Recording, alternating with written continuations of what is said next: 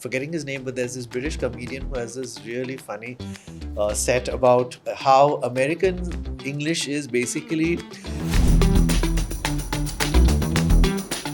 the word bungalow is from the word Bangla. Right. You have your own YouTube channel. You are in the advertising industry. You are an actor as well, and now an author. But yeah, it is funny because people laugh at somebody who's not from an English medium background. Sometimes an English medium person will laugh at their pronunciation. And I remember that at one point my teacher called my mom. So I remember I was speaking to Siddharth on the phone, but I realized that the world of publishing is in a sense very much the opposite of advertising. In advertising, everything is wanted yesterday. Sitting down with the English nut. Do I call you the English nut? Do I call you Sumanto? What would you prefer? Both are absolutely fine because I am both of those. So, what made you start the English Nut YouTube channel? I would say, because right now we are in the digital era, and we are talking social media. So, what made you start that YouTube channel? Was it something which had already started long back, and you then maybe entered into the digital sphere, or was it like I will start with going digital? Right. So I've worked in advertising for most of my life, and in the ad agency that I worked in, I was notorious for correcting people's English. And in fact, though today advertising has become much more Hindi dominated, for anything English, even my boss would come to me. Okay. And I still remember once my boss had written something and he said, just go over it. And with a red pen, and he said, I can't believe, he just thought I'll just maybe make one or two minor corrections. So yeah, so that, and then one of my colleagues used to keep telling me, Shumantu, you should, write a blog, you should do something with it. So I started writing a blog, but that was also on Facebook. So it was written. And then this is around like 2019 is when that's when video was becoming, was being called booming, the next big thing and all that. And I've also been an amateur actor. I've acted in a few films and plays and all that. So I like working in front of the camera as well. And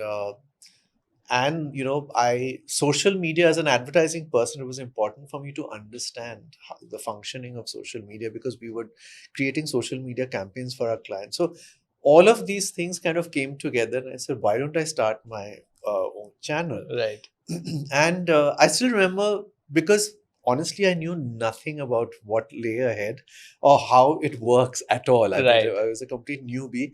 But I just told myself one thing, that for 1 year, come what may, every week I'm going to upload a video. Okay.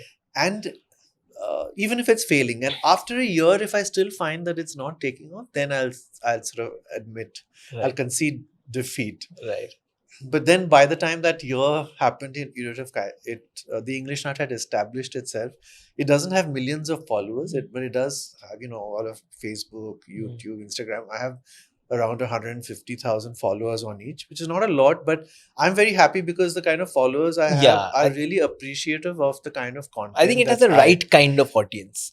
Because, we've gone through your YouTube comments, we've gone through your Instagram comments. I think it's very kind and nice. There are no trolls. There's not much of negativity. There are fun comments, obviously, which we will go through. There are a few trolls, because I think there are just people who can't help themselves. But where did you derive this name from? Was it you suggested yourself, or was it somebody helping you? So this was, I don't know, when I decided to start this channel, and of course, I remember first registering the channel on Facebook, and I thought of this name, The English Nut. So I don't know how it came to me, but a nut is somebody who's obsessed with something, like you can say a music freak or a language nut. So like that, because a lot of people ask me, why nut? So somebody even translated it once on an interview, Angrezi Badam or something like that. So it was very funny. But yeah, it's like, because as I've said on my channel, that English is nuts and I am nuts about English. Right. So, yeah. So where did this obsession, if I'm allowed to use the word obsession, like where did this obsession of English or about English come from? Also, by the way, I am right now constantly thinking in my mind whether he's judging my English or not. This happens. This is I'm very, very nervous at this point this of is an time. occupational hazard. Like everybody says this to me that we're like so conscious in front Exactly, of you. I'm very conscious right now. But you should know that everybody, including me, we all make mistakes. It's Right. not that my English is perfect. There are times when I'll suddenly discover that my pronunciation is wrong. Or see, I'm very particular that in India we've learned British English, but today it's become a hodgepodge of British, American, Everything, Australian yeah, English. yes. And I also, my college education was in the US and Canada. So Okay. I realized that some of the words that I pronounce are in a very North American way. And For I example? myself, I'm telling, ask me,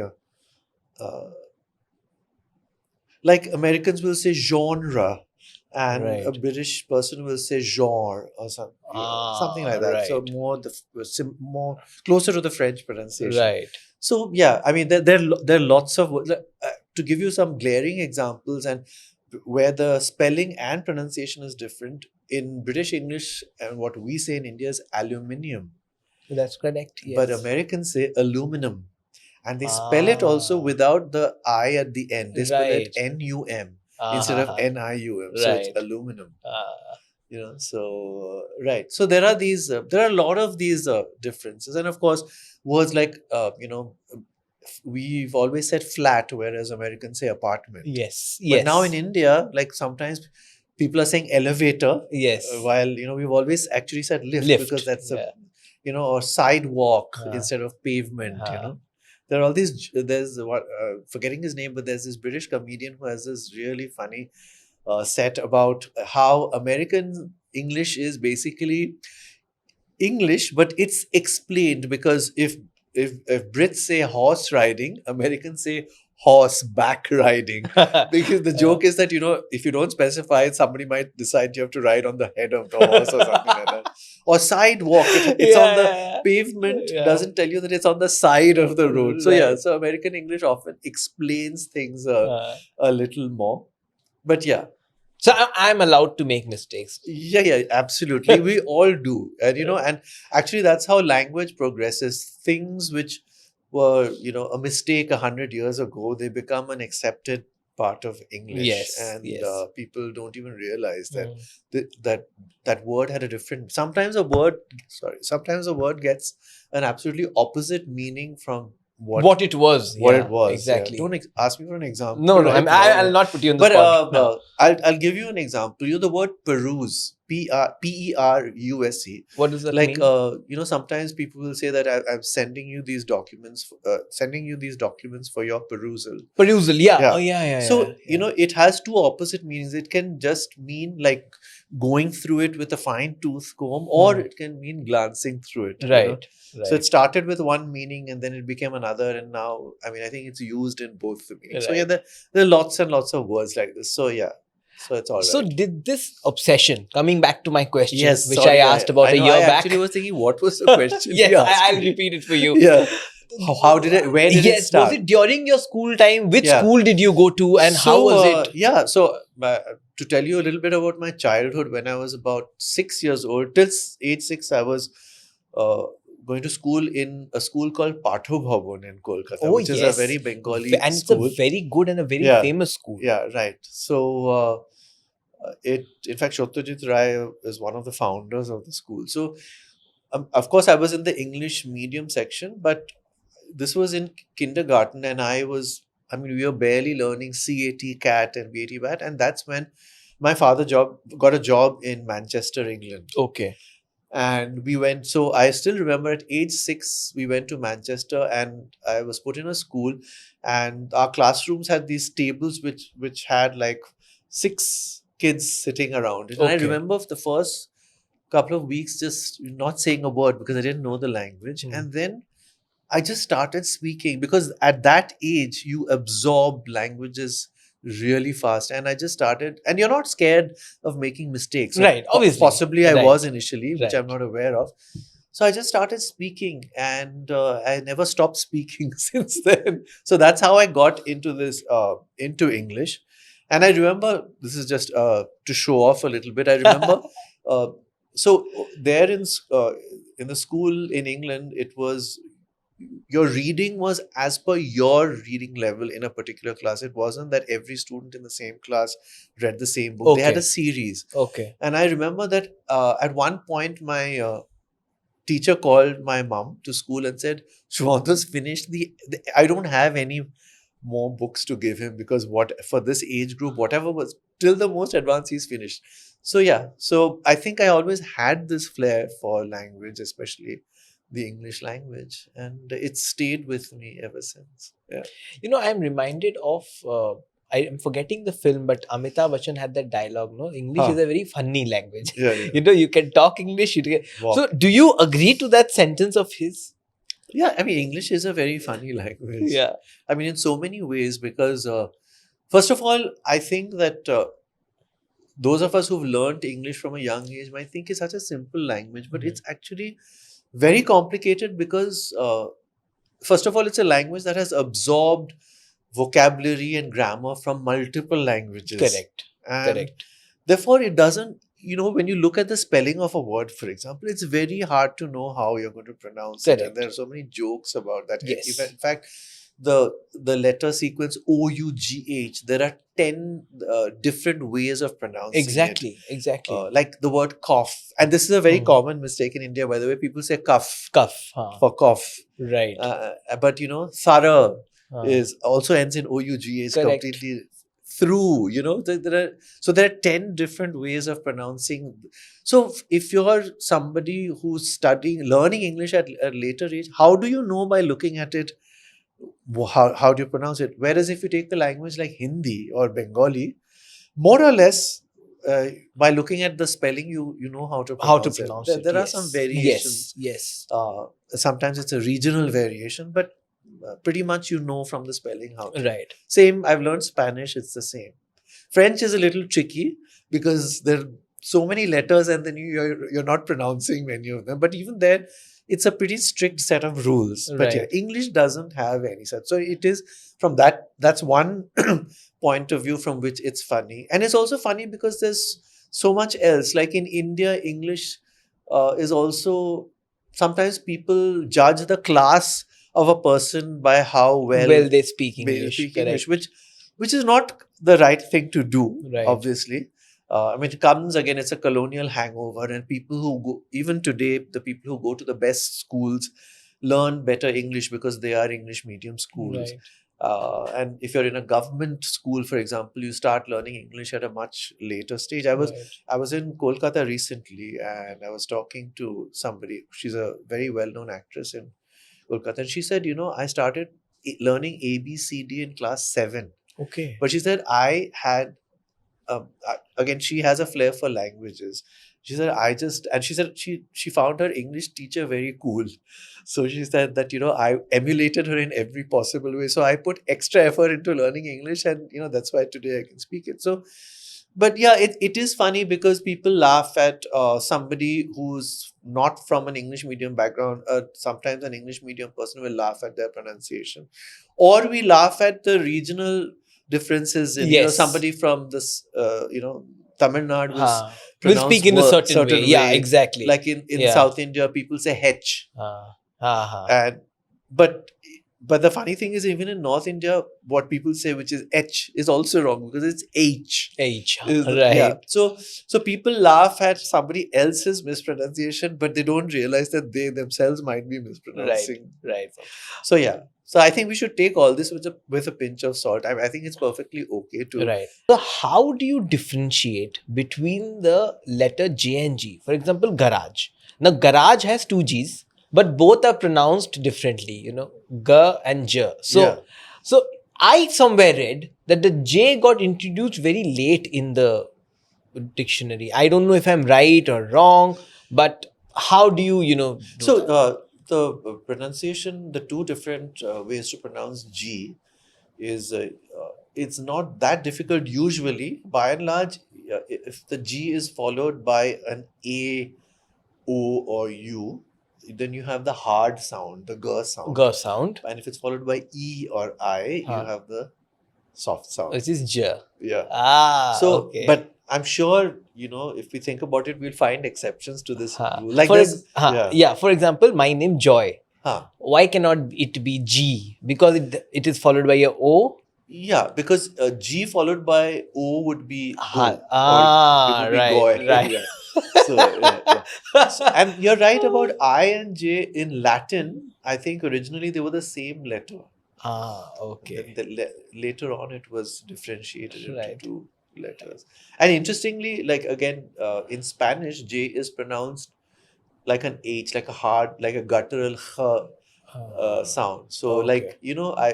I was at a restaurant yesterday, and I was very annoyed because they called us 3 times to confirm, and then when we came, they said sorry, all the tables are still full and stand at the bar. So anyway, I was ordering wine, and this poor bartender got by sort of bore the brunt of it because I was already so irritated for not getting a table. And so he was and then I asked him, I want a glass of wine, which one? And the one I chose one, he said that's not available. I chose, and I said I said, can you tell me which one is available? And then there's a brand of wine called Viejo Campo. El Viejo Campo. It's a Spanish wine. Viejo in Spanish means old. Okay. And it's spelled with a J. So he kept saying Viejo. So I said, then after I cooled down, I said, I'm really sorry I was curt with you, but I also want to point out something. This is how you pronounce it. So he thought that I was completely mad. But I have this habit of correcting people's pronunciation. Right. For example, now I'm actually thinking in Spanish there is a very common name called Javier, which is actually With a J. Right. Correct. So okay. The Xavier, as in Saint Xavier. Huh. Javier is the Spanish form of that word. Okay. Like George in Spanish is Jorge. Right. So, yeah. So yeah. Right. So you've been also writing books. You've recently come up with your new book, which It's was my first book. It's I'm your not first writing book. books. Yeah, okay. It's my your first book. Yeah. Mistake corrected. So tell us about your journey. So you have your own YouTube channel. You are in the advertising industry. You are an actor as well, and now an author. Yes. So you're actually wearing multiple hats at the same time. Jack of all trades, master of one for sure. And I know that the world knows that. Yeah. What made you become an author? And an adjoining question is, what is making you do so many things at once? So I think that at some point in my life I defined myself as a creative person. Right. In advertising, we have agencies. There's something called the creative department, and my designation is that of a creative director. Okay. But I'm saying apart from that, I just realized somewhere in my life that creativity is what really turns me on. This is what really brings joy to me.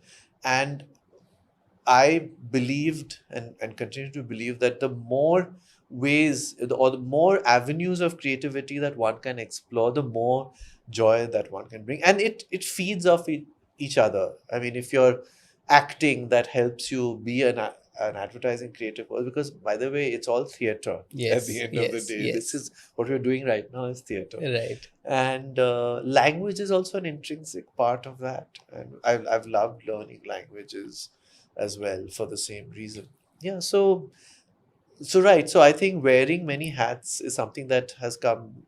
I think I've consciously pursued that. And sometimes when you're feeling burnt out in one aspect of it, you can just, like, if you're trying to write something and you're stuck, go and see a fantastic play, and you'll come out with so many new ideas, or read a great book, or watch a movie, whatever, paint, take photographs, whatever excites you. So yeah, so that's really the way I've looked at it. That's why I've worn the many different hats. And coming to the book, honestly, the way it happened was that I started the English Nut, I think, in 2019, and a year or two later, Rupa Publications, they saw the English Nut. An editor there saw the English Nut and wrote a message to me in the inbox, DM'd me on the English Nut, and said, would you write a book for us on this topic? And I'd never thought of writing a book, honestly, at that point. And at that point, my work life was really hectic. So I Right. was like, so I said, let's speak. But I said, and they were saying, write it within 6 months. I said, that's impossible because, I know that the kind and what you're expecting, I would not be able to do it. So anyway, then, we came to an agreement. I signed a contract with them, and then it was moving really slowly. Then 2 years ago, I actually finished the book and submitted my manuscript.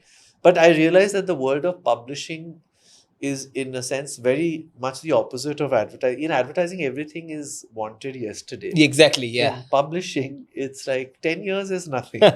So, I kept saying, when are you going to publish it? And they're saying, but, we have manuscripts which were submitted before COVID, which have still not been published.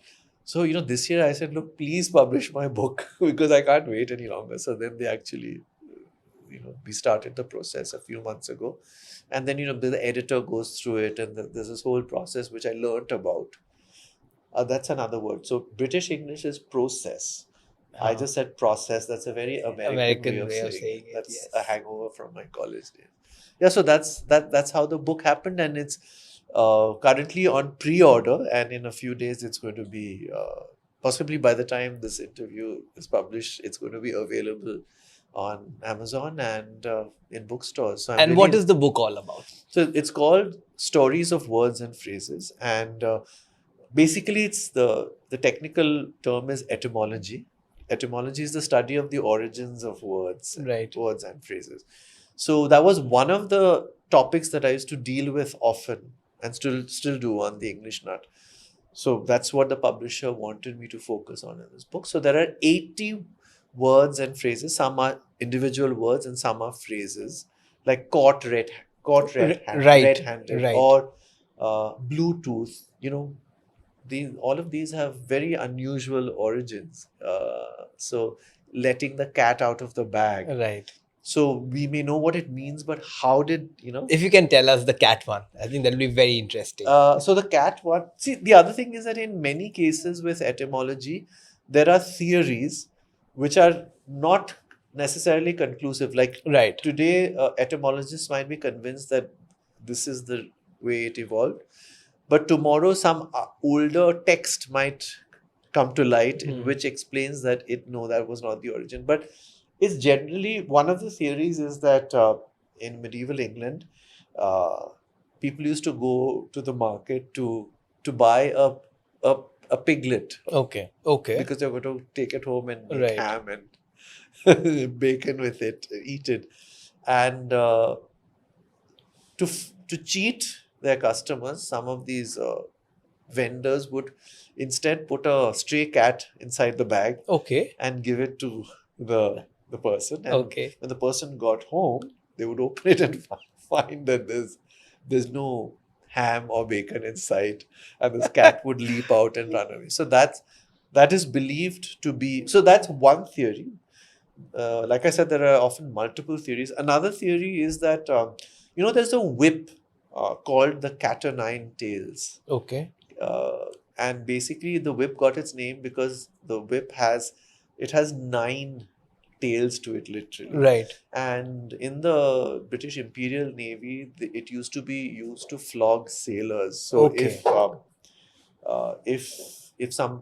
if a sailor ratted on one of their mates saying this Right. person has done this, Uh-huh. then that cat o' nine tails whip used to be kept in a red bag. Right. So the cat would be out of the bag when somebody complained about somebody or gave away that they had been doing something wrong secretly and they gave it away. So that's how. And going back to the earlier example of the cat, the literal cat inside the bag, that is like if somebody opened the bag in the market, the cat was let out of the bag. So the secret or the scam of the vendor was exposed. Right. So basically that's how it's believed that this phrase has come to be. And Bluetooth also has a fantastic story, which is that there was a king called Harold Gormson, a king of Denmark in Okay. the 10th century.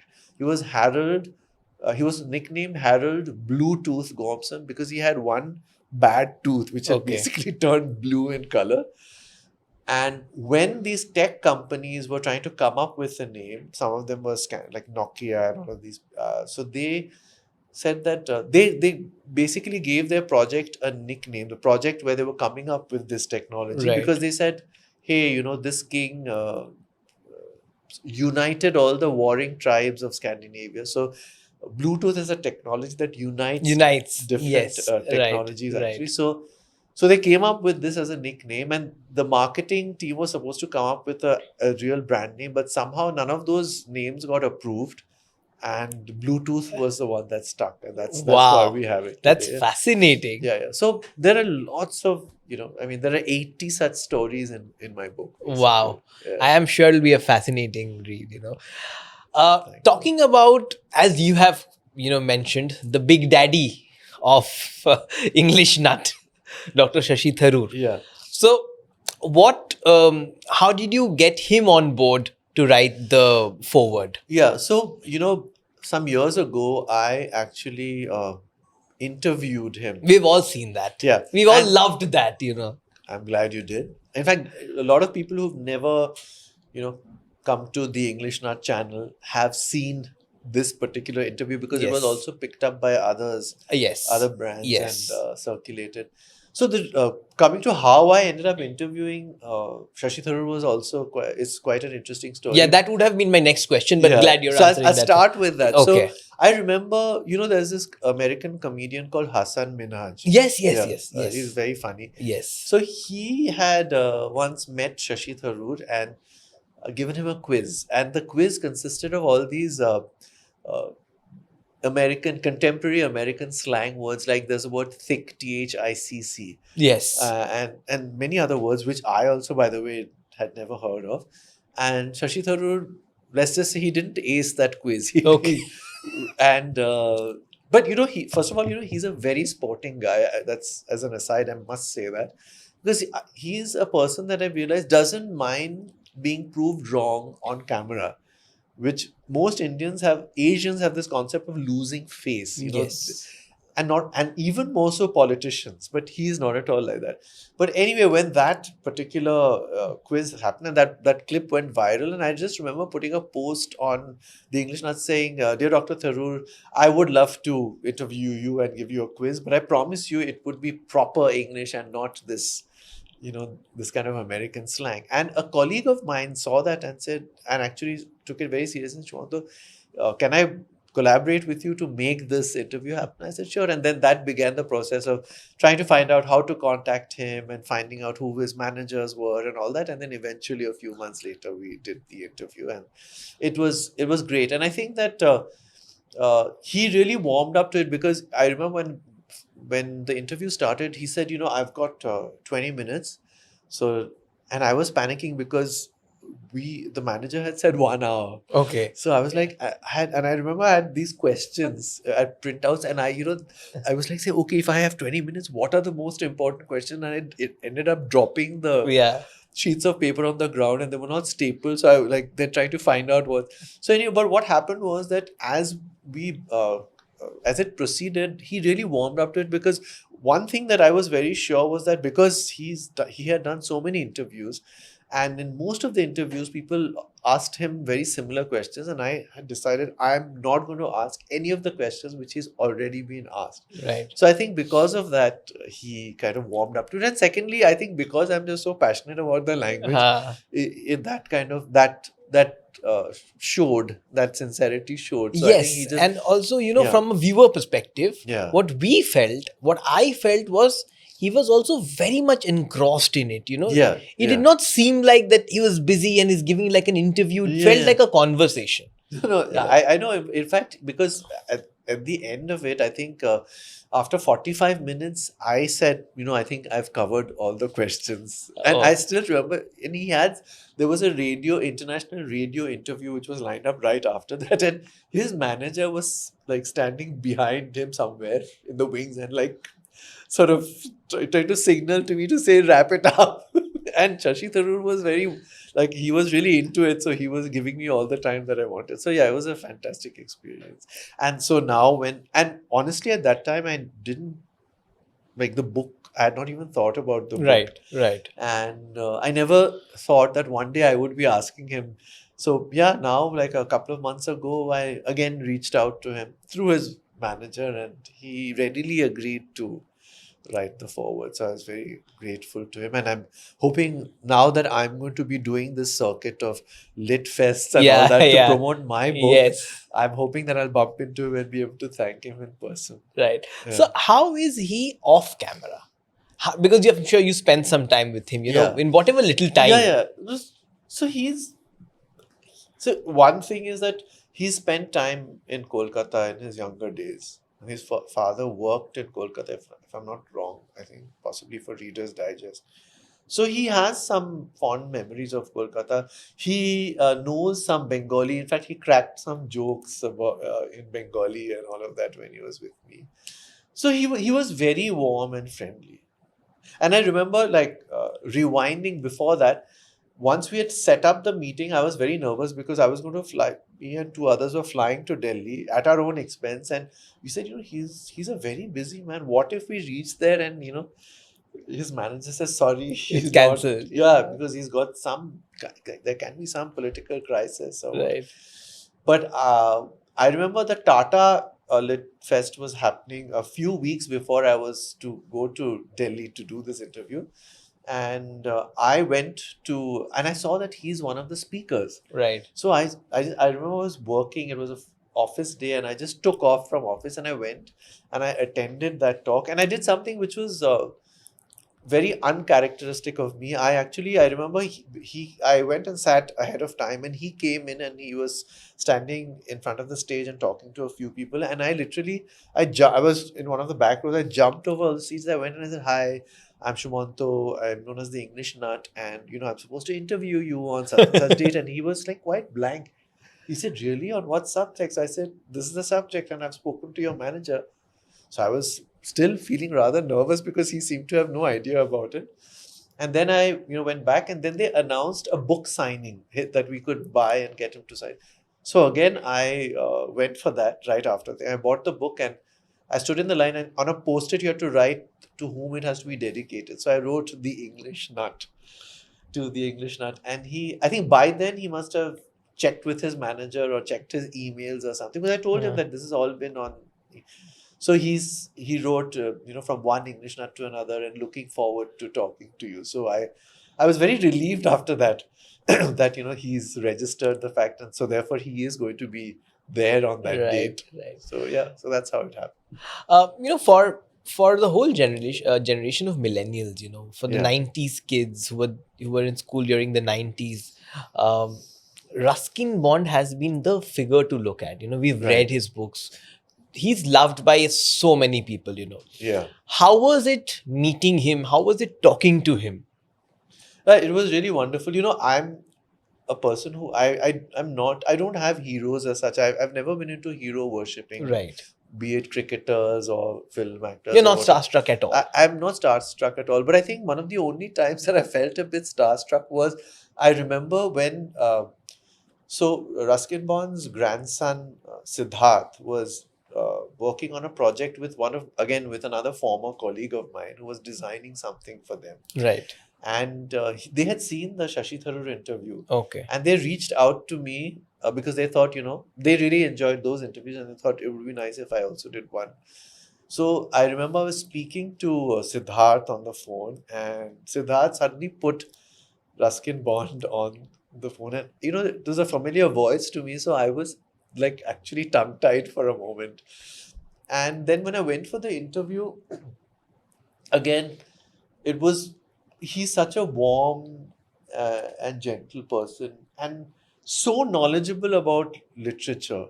I mean, and he's quite elderly, and his grandson was saying, we'll have to take a lot of breaks. He doesn't keep well and all that. Right. But again, he was happy to keep going.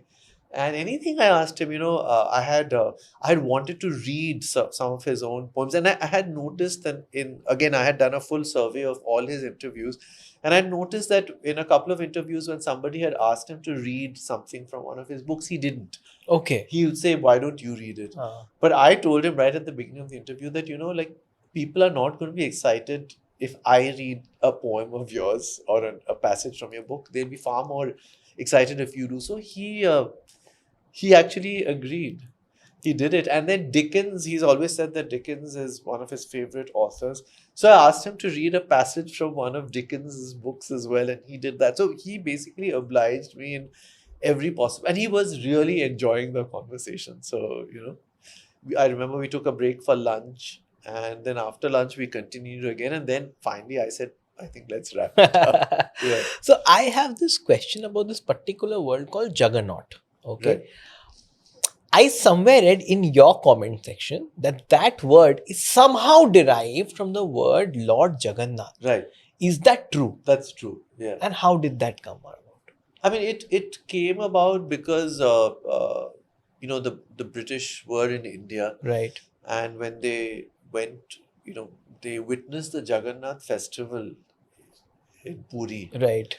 where like thousands, if not hundreds of thousands of people, and those huge chariots, Yes. they move across the town with the Jagannath and his siblings. So that was like an awe-inspiring vision, Right.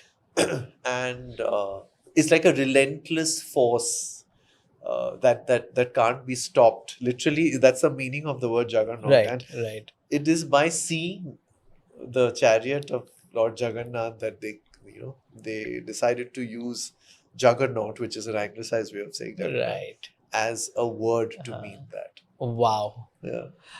Tell us some more words, which have been derived from Hindi or Bangla, which is now currently being used, I would say, pretty regularly in the Yes. English I mean, language. well, one word, the word bungalow, is from the word Bangla, Right. Yes. because the typical houses that were built in Bengal, they started referring to them as, like in Bangla in Bengali, Ah, Bangla in in Hindi, and Hindi. bungalow in English. And there are there are a lot of words that have gone from Indian languages uh, into English.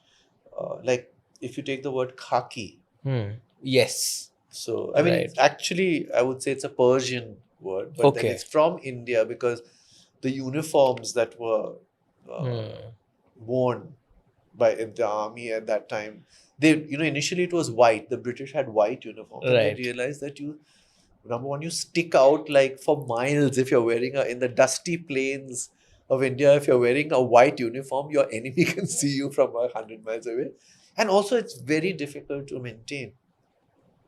And then I think some of the Indians had started coloring their clothes, and literally it was dyed with mud. Like they'd Okay. make a mixture which had mud and tea leaves and all sorts of things, and cloth was kept in that for a day or two, and it just took on that color.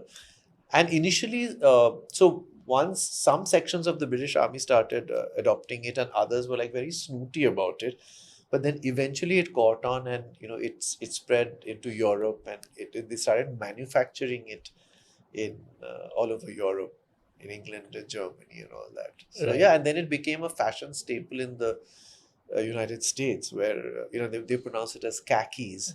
That's like a fashion staple. Every American, well-dressed American, will have at least one pair of khaki pants.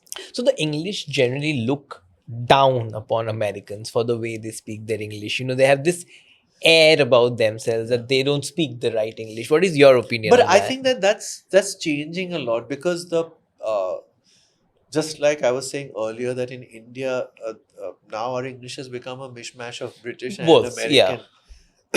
Even in England, I was reading an article that said that there's so much. Hollywood is all pervasive. People Right. watch it everywhere. So Right. because of the presence of Hollywood and people watching Hollywood, more and more Brits are also starting to use Use those the words. American Yeah. words in place of the.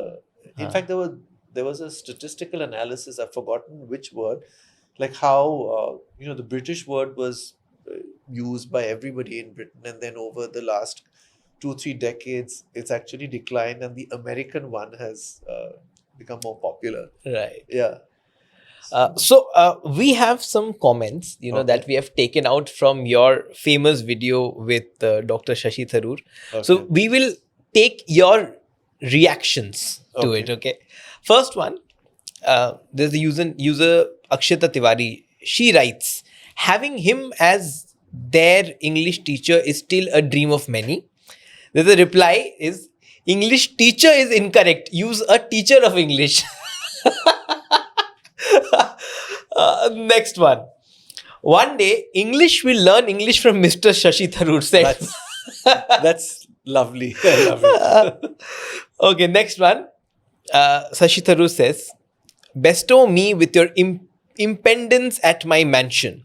Girl is asking, what? Shashi Tharoor replies, Aao kabhi haveli pe. Yeah. People get really creative on the internet, Absolutely. Okay, this Ankush writes, disclaimer, the above stunts are performed by professionals. Please don't try them in exams. I remember reading this comment. Yeah. Okay. It's very funny. And the Juggernaut one I already asked you. Sumanto, we have this segment which I've introduced today, just for you. Okay.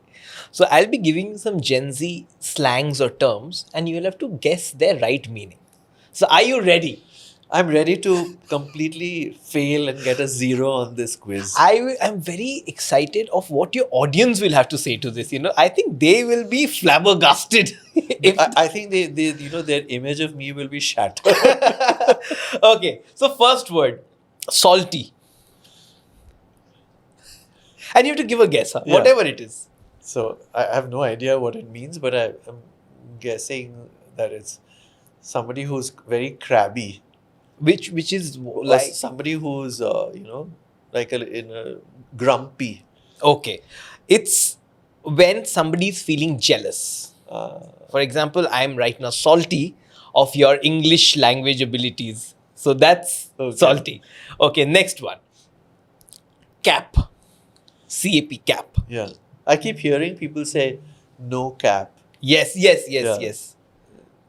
Basically, it's like an unfiltered version where That's right. Yeah, It's being yeah. authentic or Yeah. being truthful. Well Yeah. done. yeah. Okay, simp. SIMP. I'll I- give you a sentence also. For Yeah. example, I am simping on that person. It's like when you like someone, when you're sympathetic towards that person. Likes is kind of okay. It's like when you have a crush on somebody, yeah. but I'll give that to you. Okay. So that's 2-1, not bad. Okay. Though next. I would have spelled it SYMP. Okay, next one. Snack. Snack, I think, like refers to like somebody who's cute. You're acing it and you're saying it's somebody when you find somebody attractive. Yeah, but this was one of the questions that Hassan Minhaj had asked Shashi Tharoor. Oh, okay. That's how I. That's how you know That's it. how I know it. Okay. Drip. A drip is somebody who's like a complete bore. This is the wrong one. So it's basically when you're wearing, what is your drip? Like, what are you wearing? You're wearing something nice or cool or casual, something on that line. Okay. Last one. Living rent free. Well, I keep hearing people saying that, I've been living rent free in your mind for all Exactly. these years. Exactly. Yes. Rosie O'Donnell recently wrote a message to Donald Trump saying this. So, yeah. So, I just think when somebody is obsessed with you. That's correct. Yeah. Well done, Sumanto. You got 4 correct. I'm really surprised. Yes. Not bad. Yeah, it's more guesswork than anything Yeah, so else. do you think you will have a section on the English Nut for the Gen Z words now? Are you thinking Yeah. this can be content? Yeah, I think that, it's a good idea because, first of all, I'm very impressed that I actually managed to get some of the Yeah, 4 out of 6. That's about 70 odd percent. And Yeah. I think I need. So I passed. I got passing marks. So I think that, I You think I should will. explore that. Yeah. And by the way, I have seen comments on the English Nut where people have asked me to, but then I was always a bit unsure because I'm so unfamiliar with Right. it. But then I've just realized that I'm not as unfamiliar with it as I thought. Yeah, yes, absolutely. Yeah. Shumanto, it was a pleasure having you on our show, and I hope you have not judged me too much over my English. Not at all. Not at all. Thank you so much. It was a pleasure having you, and all the very best for your book. Thank you so much. Thank you. Thank you.